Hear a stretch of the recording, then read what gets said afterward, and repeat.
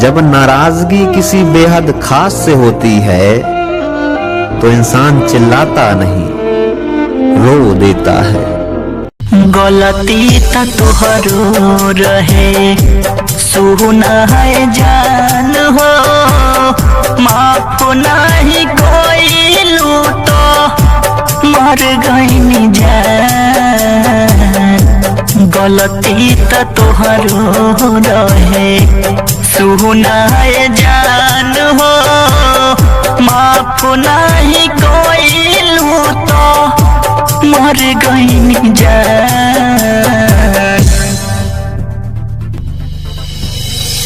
खुश रह जान तू लेके परान तू, खुश रह जान तू लेके परान तू।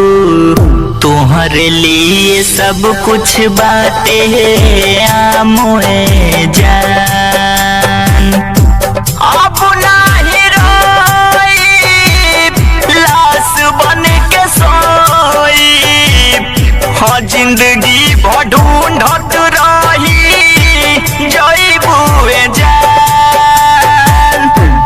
गलती त तोहरो रहे, सुना है जान हो, माफ नहीं कोइलू तो मर गईनी जान।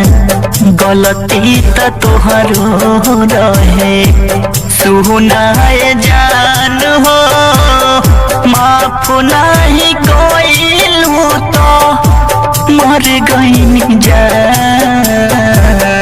जान से ज्यादा हम प्यार तुझसे कईनी, जान से ज्यादा हम प्यार तुझसे कईनी।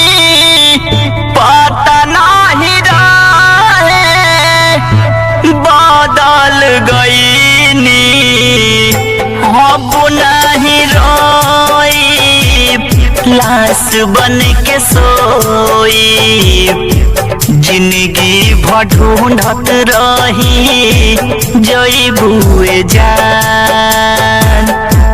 अब नहीं रोई लाश बन के सोई, जिंदगी भर ढूंढत रही जइबु मोर जान। गलती त तोहरो रहे, सुना है जान हो, माफ नहीं कोइलू तो मर गईनी जान।